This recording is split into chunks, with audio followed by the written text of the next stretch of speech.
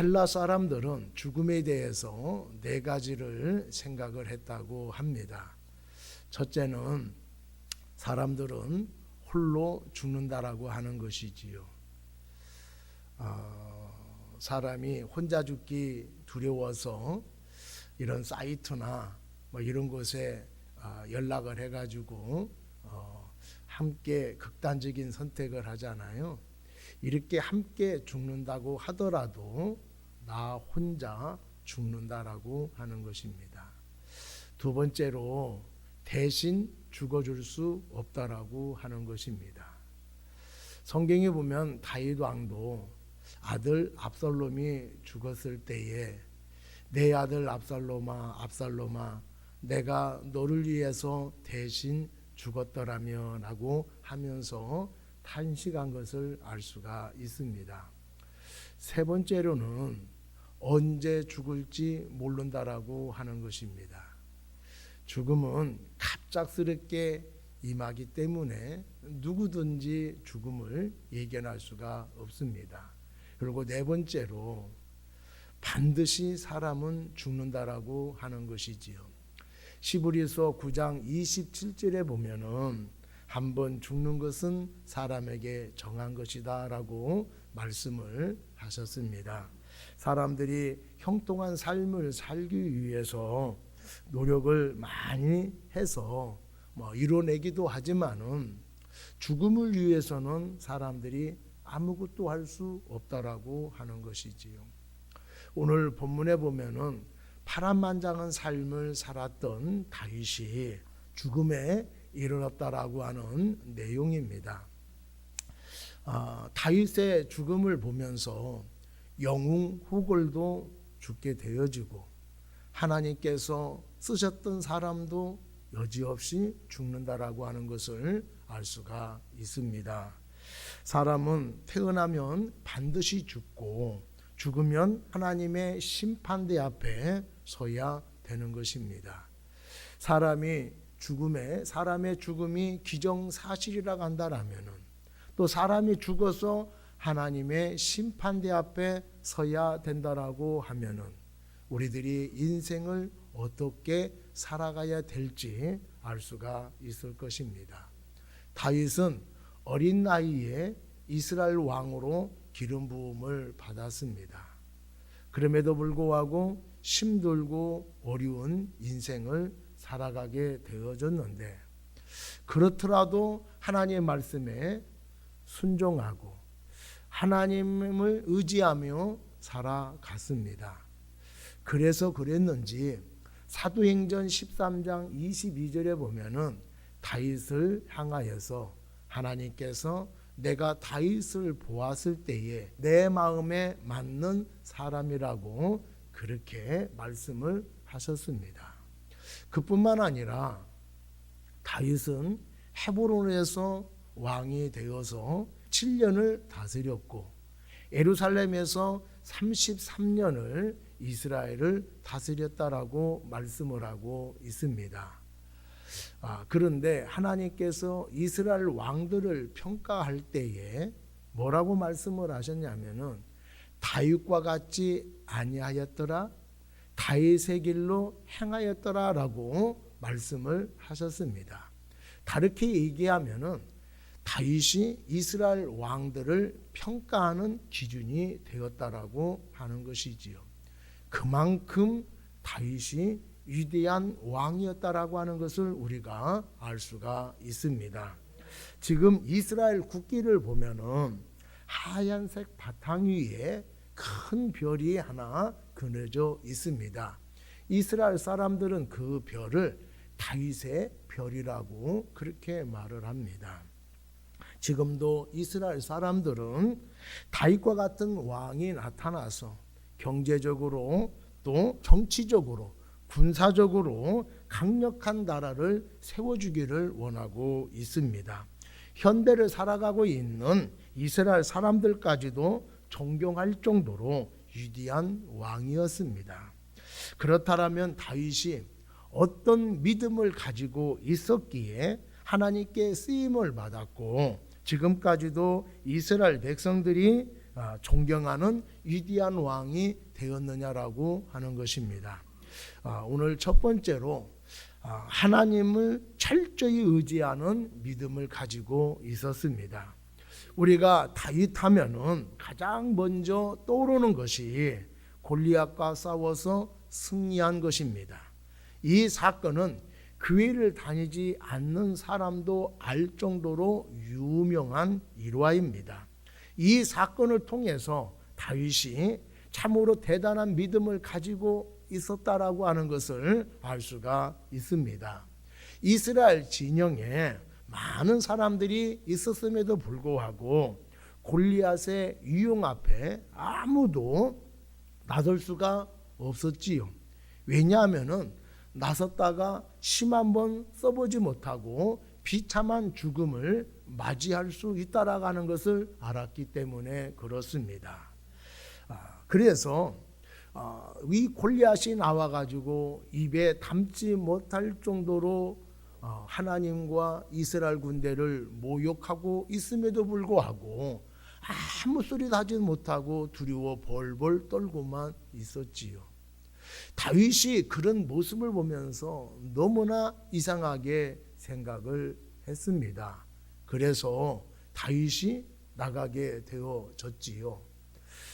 하나님을 믿는 하나님의 백성들이 저렇게 하나님을 모욕하고 하나님의 군대를 모욕하는데 왜 저렇게 가만히 있을까 의아하게 생각하면서 나가게 되어졌습니다. 아무도 나서지 않는데 혼자 나선다라고 하는 것은 쉽지가 않지요. 그것도 가능성이 없는 일에, 불가능해 보이는 일에 나선다라고 하는 것은 참으로 대단한 용기가 필요한 것입니다.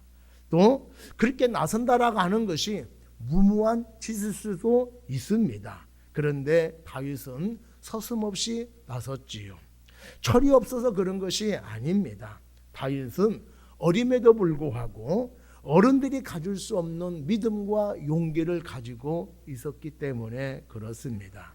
하나님을 의지하면 얼마든지 거대한 골리앗이라 할지라도 쓰러뜨릴 수 있다라는 믿음을 가지고 있었습니다. 그래서 너는 칼과 창과 단창을 가지고 나오지만은 나는 만군의 여호와 이름으로 나간다라고 하면서 담대하게 나갈 수 있었다라고 하는 것이지요. 나는 힘이 없지만은 하나님이 함께 하시면은 이 거대한 장수라 할지라도 한순간에 무너뜨릴 수 있다라고 하는 확신이 들었던 것입니다. 하나님을 전적으로 의지하는 믿음이 있었기 때문에 골리앗을 두려워하지 아니하고 담대하게 싸웠다라고 하는 것입니다. 다윗이 이런 믿음을 어떻게 가질 수가 있었을까요? 어른들은 다 두려워서 벌벌 떨고 있는데 어린 나이에 불과한 이 다윗이 어떻게 혼자만 이런 믿음을 가질 수가 있었느냐라고 하는 거예요. 다윗은 하나님이 어떤 분인지 알고 있었습니다. 그것도 배워서 알고 있었던 것이 아니라 삶의 체험을 통해서 하나님이 어떤 분인가를 잘 알고 있었다라고 하는 것이지요. 그래서 다른 사람은 무모한 짓이라고 생각을 했을지 모르지만은 다윗은 이까짓거 이런 마음으로 나갈 수가 있었다라고 하는 것입니다. 다윗은 양을 돌보는 목동이었습니다. 그런데 이 양을 자기의 생명을 다 해갖고 양들을 지켜냈습니다. 한 번은 사자가 양을 집어 삼키려고 하고 있어요. 다른 사람 같으면 위험하니까 외면했을 것입니다. 그런데 다윗은 뛰어들어서 사자 입을 벌려가지고 양을 꺼내냈다라고 말씀을 하고 있어요. 그만큼 자기의 생명을 아끼지 않고 양을 지켜내었던 것이지요. 그래서 다윗은 내가 양이 위험에 빠졌을 때에 외면하지 않고 양들을 구해낸 것처럼 하나님의 양인 내가 위험에 처했을 때에 하나님도 외면하지 아니하고 나를 지켜 주실 것이다라고 하는 확신을 가지고 있었습니다. 그 확신이 있었기 때문에 거대한 골리앗이라 하더라도 하나님을 의지하면은, 하나님이 함께 하시면은 거뜬히 이길 수 있다라는 확신을 가질 수가 있었다라고 하는 것이지요. 무모하리만큼 담대한 믿음을 가질 수 있었던 것은 하나님을 잘 알고 있었기 때문에 그렇습니다. 여러분, 나이가 어려도 신앙생활한 지 몇 년이 되지 않는다 하더라도 하나님을 인격적으로 만나게 되어지면은 하나님을 의지하는 사람이 되어질 줄로 믿습니다. 하나님의 능력을 체험하게 되어지면은 의지하지 말라고 하더라도 의지하는 사람이 되어질 줄로 믿습니다. 하나님을 아는 만큼 의지하게 되어집니다. 하나님은 알면은 어떤 상황에서도 하나님을 원망하지 아니하고 하나님의 역사를 기대할 수 있는 우리 모두가 되어질 줄로 믿습니다. 그뿐만 아니라 사울이 블레셋과 치열하게 싸우다가 전사를 했습니다. 사울만 죽은 것이 아니라 왕자들까지도 한꺼번에 죽었지요. 그래서 왕궁을 차지하는 사람이 왕이 될 수 있을 정도로 권력이 비어 있었습니다. 힘 있는 사람이라면 누구든지 이 상황을 욕심을 낼 수밖에 없는 그런 상황이었어요. 그래서 그런지 다윗이 하나님 앞에 나가서 하나님 어느 길로 가야 됩니까? 라고 기도를 했습니다. 이것은 다윗이 어느 길로 가야 될지를 몰라서 물어보는 것이 아닙니다. 사울왕이 죽었기 때문에 권력이 비어 있습니다. 내 부하들을 데리고 가서 왕이 되어야 할까요? 아니면은 하나님이 어떤 뜻을 가지고 있습니까? 라고 물었던 것이지요. 아마 다윗의 마음에는 대신 이렇게 생각을 하고 있었을 거예요. 그렇게 기도했을 때에 하나님이 야, 너 지금 뭘 꾸물거리고 있어? 지금 가장 좋은 게 아니야? 빨리 부하들을 데리고 가서 너 왕권을 차지하라. 이렇게 하실 줄 알았는데 하나님이 응답해 주시기를 헤브론으로 가라 이렇게 말씀을 하셨어요. 그 말씀을 들었을 때에 다윗이 내심 서운했을 거예요. 그런데 다윗이 하나님의 말씀에 순종해서 헤브론으로 갔습니다. 그러자 유다 지파의 장로들이 다윗을 향하여서 우리 지파의 왕이 되어달라고 해서 유다 지파의 왕이 되었습니다. 다윗이 힘이 없어서 헤브론으로 내려간 것이 아닙니다. 하나님께 물어보지 않아도 자신의 힘으로 얼마든지 왕이 될 수 있는 그런 상황이었어요. 그런데 다윗은 그렇게 하지 않았지요. 다윗에게는요 아주 훈련이 잘 된 정예부대가 있었습니다. 그 부대를 이끌고 가서 충분히 왕이 될 수가 있었습니다. 그런데 왜 그 권력을 사용하지 않았습니까? 하나님이 허락하시지 않았기 때문에 그렇습니다. 여러분, 내가 힘이 없어서 못하는 거하고 내가 힘이 있음에도 불구하고 하지 않는 거하고는 천지 차이예요. 여러분, 어느 것이 어려울 것 같아요? 힘이 있음에도 불구하고 그것을 사용하지 못하는 것이 얼마나 힘들고 괴로운지 여러분들 아십니까? 없어서 못하는 거 그거 어쩔 수 없잖아요. 근데 내가 다른 사람보다도 많은 힘을 가지고 있습니다. 지식을 갖고 있어요. 재물을 갖고 있습니다. 그런데 그것을 사용하지 않는다라는 거 쉽지가 않다라고 하는 거예요. 그런데 다윗은 사용하지 않았습니다. 자기의 생각을 내려놓고 자기의 힘을 내려놓고 하나님을 전적으로 순종하고 하나님을 전적으로 의지했다라고 하는 것이지요. 이런 걸 보면은 다윗은 젊었을 때만 하나님을 의지한 것이 아니라 성인이 되어서도 하나님을 철저히 의지했다라고 하는 것을 알 수가 있습니다. 한결같이 마음으로 하나님을 사랑했다라는 것을 알 수가 있지요. 어렸을 때에는 아는 것도 별로 없고 가진 것이 없기 때문에 하나님을 전적으로 의지할 수 있습니다. 성년이 되어지면은 세상을 알고 또 자기가 생각하고 자기의 결정으로 할 수가 있지요. 또 권력을 갖고 있거나 많은 물질을 갖고 있거나 힘을 가지고 있다고 한다라면은 항의하지 않고도 자기의 힘을 마음껏 발휘할 수도 있습니다. 그런데 다윗은 그렇게 하지 않았다라고 하는 것이지요. 권력이 없어서 그런 것이 아니에요. 힘이 없어서 그런 것이 아닙니다. 하나님이 하지 말라고 했기 때문에 사용하지 않았다라고 하는 거예요.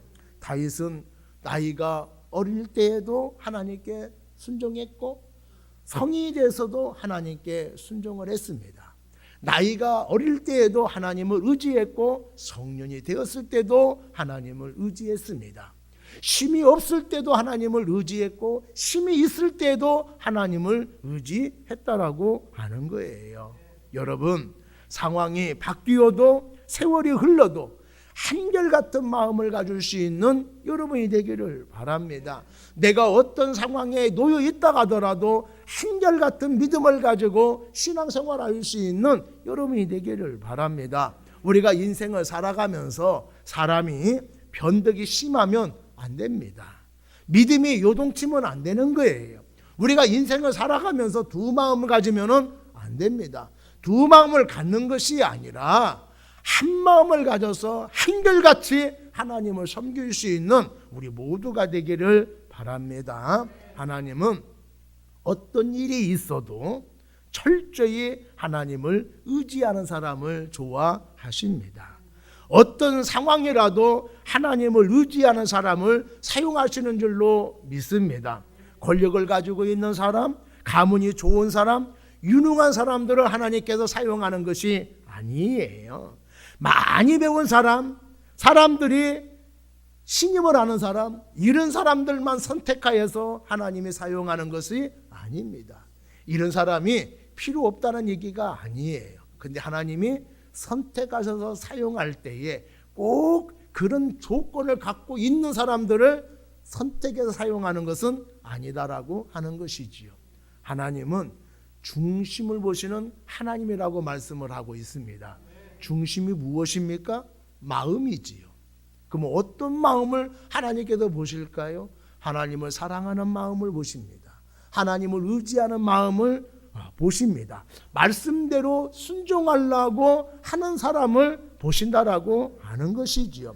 한결같은 믿음을 가지고 하나님을 의지하는 사람을 보신다라고 말씀을 하고 있습니다.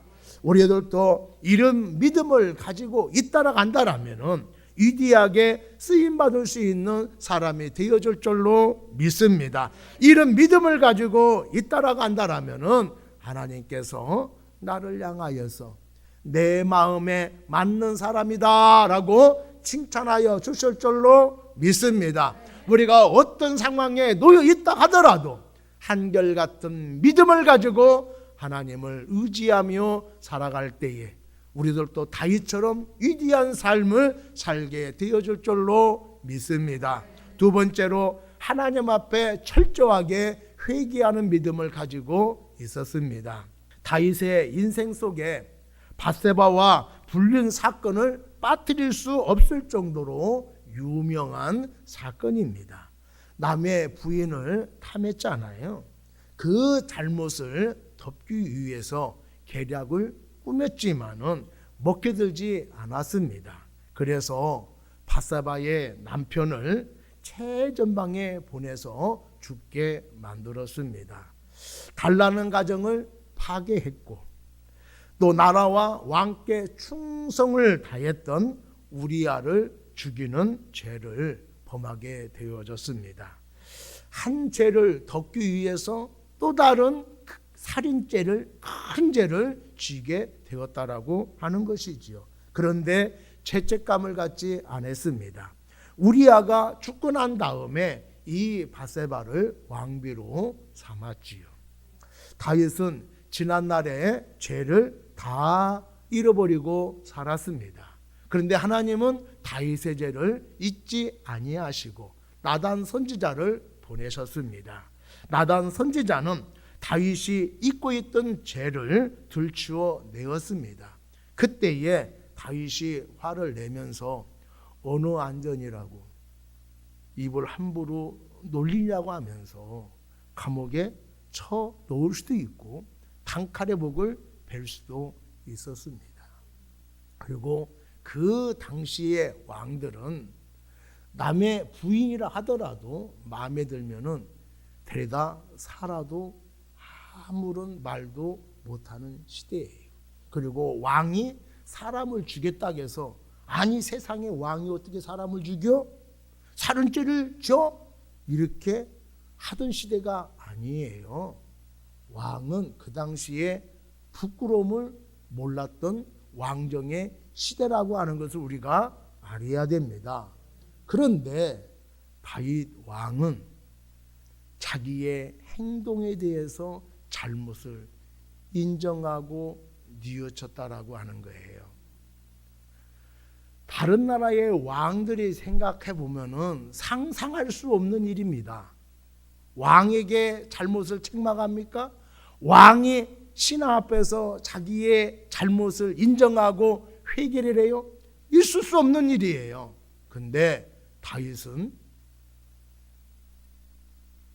자기의 죄를 인정하고 회개했다라고 하는 것이죠. 나단 선지자가 죄를 책망했을 때에 다윗이 알았어 내가 잘못했다니까 이렇게 하면서 마지못해 잘못을 인정할 수도 있습니다. 그런데 다윗은 그렇게 하지 아니하고 자기의 죄를 철저하게 회개한 것을 알 수가 있습니다.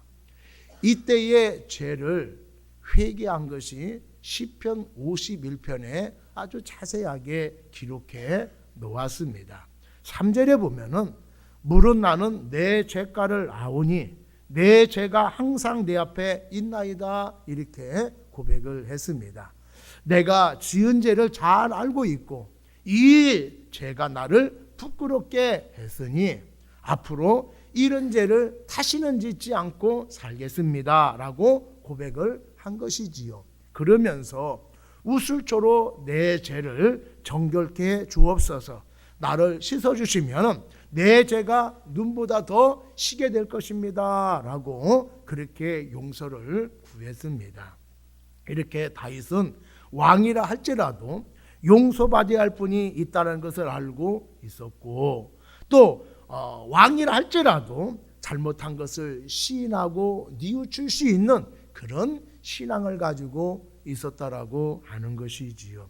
이런 신앙을 가진 왕이라는 것이 참으로 멋있지 않습니까? 이런 믿음을 가지고 있는 왕이라 하는 것이 참으로 대단하지 않습니까? 그뿐만 아니라 하나님의 은혜로 나라가 안정이 되어지고 강성해졌습니다. 다윗은 하나님의 은혜를 잊어버리고 자신의 힘을 과시하기 위해서 인구 조사를 하게 되어졌습니다. 그때에 충성스러운 부하들이 인구 조사하면 안 됩니다라고 강력하게 만류를 했음에도 불구하고 다윗이 고집을 부려서 강행을 하게 되어졌지요. 인구 조사를 다 마치고 다윗 왕에게 보고를 했습니다. 보고를 받아들이고 난 뒤에 다윗이 갑작스럽게 자기의 어리석음과 자기의 죄를 깨닫고 하나님 앞에 회개를 했습니다. 부하들이 인구조사하면 안 됩니다 라고 했을 때에는 고집을 부리더니 이제 스스로 자기의 잘못을 깨닫고 나중에 회개하게 되어졌지요. 나중이라도 자기의 잘못을 깨닫고 회개한 것은 참으로 다행한 일입니다. 우리들도 가끔 그때는 몰랐는데 지나고 보니까 아이고 내가 잘못을 했구나, 내가 잘못 결정했구나 라고 후회할 때가 있잖아요. 그럴 때에 아유 그때 내가 이렇게 하면 안 되는데 라고 후회하면서 넘어갈 때가 많이 있습니다. 내 죄를 뒤늦게 철저하게 회개하는 것이 아니라 아이고 그렇게 하면 안 되는데 라고 후회하면서 넘어가는 경우가 많이 있다라고 하는 것이죠. 근데 다윗은 후회하고 끝난 것이 아니라 그 자리에서 하나님 앞에 내가 하나님 앞에 죄를 졌습니다라고 철저하게 회개했다라고 하는 것입니다. 여러분 이런 걸 보면은 다윗이 죄를 짓지 않음으로 인하여서 하나님께 위대하게 쓰임 받은 것이 아니에요. 어떻게 보면은요 다윗은 다른 사람보다도 더 큰 죄를 지은 사람이었어요. 이렇게 큰 죄를 지었음에도 불구하고 하나님께 위대하게 쓰임받은 이유가 무엇입니까? 그것은 하나님 앞에 자기의 죄를 인정하고 철저하게 회개했기 때문에 그렇습니다. 죄를 인정하고 고백함으로 인하여서 다윗은 위대하게 쓰임받을 수 있었다라고 하는 것이지요. 우리들도 실수할 때가 있고 잘못을 범할 때가 있습니다. 그럴 때에 우리들도 다윗과 같이 자기의 죄를 인정하고 고백할 수 있는 용기를 가질 수 있는 여러분이 되기를 바랍니다. 그리고 하나님 앞에 죄를 인정하고 고백을 하게 되어지면은 하나님은 어떠한 죄라도 우리의 죄를 용서하여 주신다라는 확신을 가질 수 있는 여러분이 되기를 바랍니다. 여러분들에게 그런 용기와 믿음이 있기를 바랍니다. 아무리 귀하고 비싼 그릇이라 하더라도 그릇이 더러우면은 사용할 수가 없습니다. 그릇을 사용하다 보면은 지저분해지잖아요. 여러분 지저분해졌다라고 해서 그릇 그냥 내버려 두는 사람 없습니다. 그냥 놔두면 냄새 나기도 하고 그냥 놔두면 보기 싫어서 닦잖아요. 근데 그래서만 꼭 닦는 것이 아니에요. 여러분 왜 닦습니까? 다음에 사용하기 위해서 닦는 거예요. 우리도 살면서 실수하고 잘못도 할 수가 있습니다. 실수 안 하고 잘못하지 않는 사람이 어디에 있겠습니까? 죄를 많이 짓고 죄를 덜 짓고 이거 차이가 있을 뿐이지 누구든지 죄로부터 자유로운 사람은 한 사람도 없다라고 하는 거예요. 그렇기 때문에 우리가 실수하거나 잘못을 하면은 회피하지 마시고 감추지 마시고 합리화시키지 마시고 인정하시고 하나님 앞에 회개할 수 있는 우리 모두가 되기를 바랍니다. 우리가 하나님 앞에 잘못을 인정하게 되어지면은 하나님은 성령의 불로 우리의 죄를 완전하게 씻어주실 줄로 믿습니다.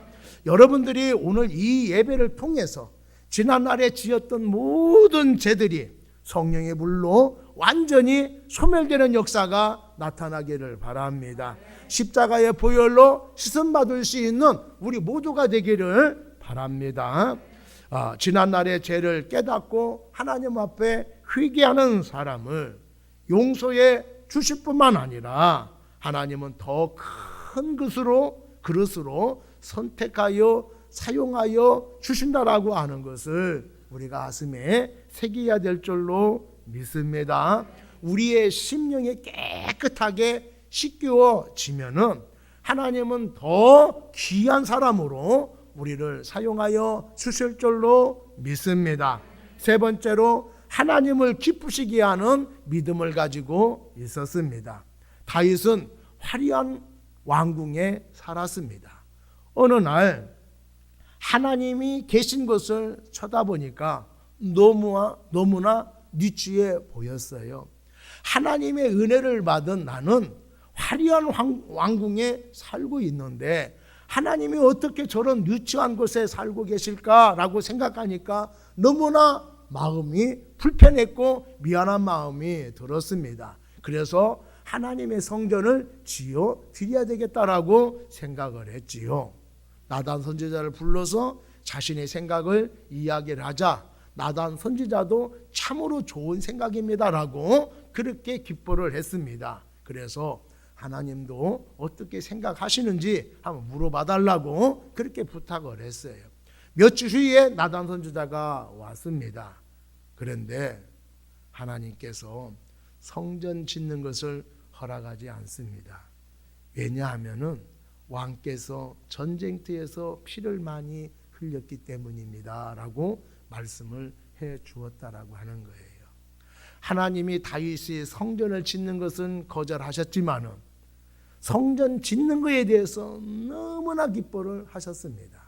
그래서 하나님께서 다윗으로 하여금 내가 너희의 집을 지어 주시겠다라고 말씀을 하셨지요. 이 집을 지어 주시겠다라고 하는 것은 다윗의 왕권을 지켜 주시겠다라고 하는 거예요. 왕권이 한 번으로 끝날 수 있는데 다윗으로 끝나는 것이 아니라 다윗의 후손들로 영원히 왕이 될 수 있도록 하나님께서 언약해 주시겠다라고 말씀을 하고 있는 것입니다. 훌륭한 제사장이라 할지라도 왕같이 권력을 누렸던 사사라 할지라도 하나님께 쓰임받은 훌륭한 선지자라 하더라도 한 번도 성전을 지어야 되겠다 이렇게 말한 사람이 없어요. 그런데 유독 다윗만 하나님을 위해서 성전을 지어야 되겠다라고 말을 했다라고 하는 것입니다. 하나님은 이 다윗의 마음과 믿음을 너무나 기뻐하셨다라고 하는 것입니다. 여러분, 성전을 지켰다라고 하는 것이 얼마나 대견스러운 일입니까? 누구도 생각하지 못하는 기발한 생각 아니에요? 하나님이 이것을 너무나 기뻐하셨다라고 하는 거예요. 그래서 거절을 하셨지만은 너무나 기뻐하셔서 다윗의 집을 치워 주시겠다라고 말씀을 해 주었습니다. 이뿐만 아니라 아도니아가 왕위를 찬탈을 했잖아요. 그때 아도니아를 지지하는 세력과 아도니아를 반대하는 세력으로 나누어져서 나라가 혼란스럽게 되어졌습니다. 그때에 다윗은 하나님의 뜻대로 솔로몬을 왕으로 결정을 했지요. 다윗이 상황에 치우치지 않고 사람에 의해서 결정을 한 것이 아니라 하나님께서 내정에 놓으신 이 솔로몬을 왕으로 결정한 것에 대해서 하나님이 기뻐하셨다라고 하는 거예요. 사람은 자신의 상황이 있고 그에 따른 입장이 있습니다. 그래서 이런 것들을 고려하는 바람에 우리가 또 결정도 하게 되어지지요. 이렇게 결정하면 안 된다라고 생각을 가지고 있음에도 불구하고 주위의 사람들을 염두하기 때문에 또 주위 사람들을 무시할 수 없기 때문에 우리가 다르게 결정할 때도 있습니다. 그런데 다윗은 사람들을 개의치 아니하고 하나님의 뜻대로 결정을 했다라고 하는 거예요. 하나님이 이런 믿음을 기뻐하신 것입니다. 그래서 이 다윗을 가리켜서 하나님께서 내 마음에 맞는 사람이라고 말씀을 하신 거예요. 은혜를 받은 사람으로서 이런 것은 당연히 해야 된다라는 이 믿음을 갖고 있는 것을 하나님께서 기뻐하신다라고 하는 거예요. 하나님의 뜻에 따라 결정하고 행동하는 것을 너무나 기뻐하셨습니다. 하나님이 기뻐하는 일을 하면은 하나님은 가만히 계시지 않습니다. 당연한 것을 했기 때문에 가만히 계셔도 돼요. 그런데 수고했다는 말만 하더라도 종으로서 대단히 기쁜 일입니다. 그런데 하나님께서 우리들에게 가장 좋은 것으로 선물해 주신다라고 하는 것이지요. 보면은 나라가 위험에 처했을 때 하나님께서 지켜주시고 후손들을 하나님께서 지켜주시는 이유가 무엇이었어요? 다윗이 하나님을 기쁘시게 했기 때문에 그렇습니다.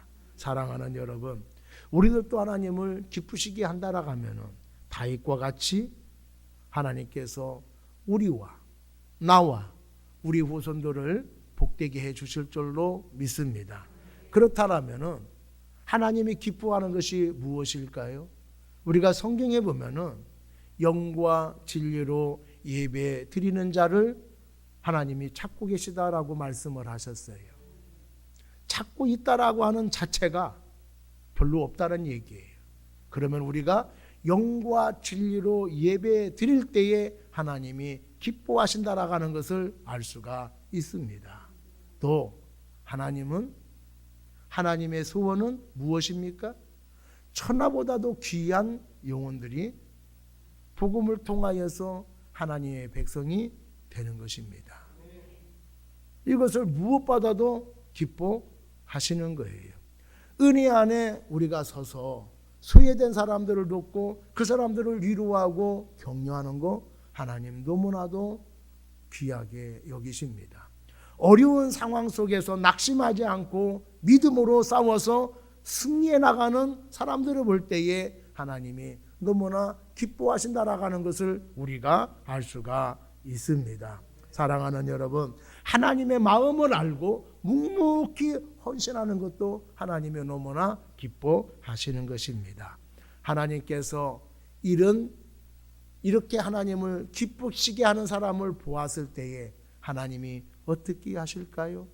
그 사람이 어디에 있든지 그 사람이 있을 자리에 하나님께서 세워주시고 그 사람이 누려야 할 복을 하나님이 반드시 누리게 하신다라고 하는 것을 여러분들 기억하시기를 바랍니다. 하나님께서 그런 사람들을 물질로 풍요롭게 해주시고 평안이 임하게 하시고 자녀들도 평탄케 하신다라고 하는 것을 깨달을 수 있는 우리가 되기를 바랍니다. 사랑하는 여러분, 하나님을 기쁘시게 할 수 있는 여러분이 되기를 바랍니다. 하나님을 감동시킬 수 있는 여러분이 되기를 바랍니다. 하나님을 기쁘시게 할 때에 여러분들에게 감당할 수 없을 정도로 하나님께서 놀라운 것을 부어주실 줄로 믿습니다. 영국의 템스 강변에 한 거지가 바이올린을 켜고 있습니다.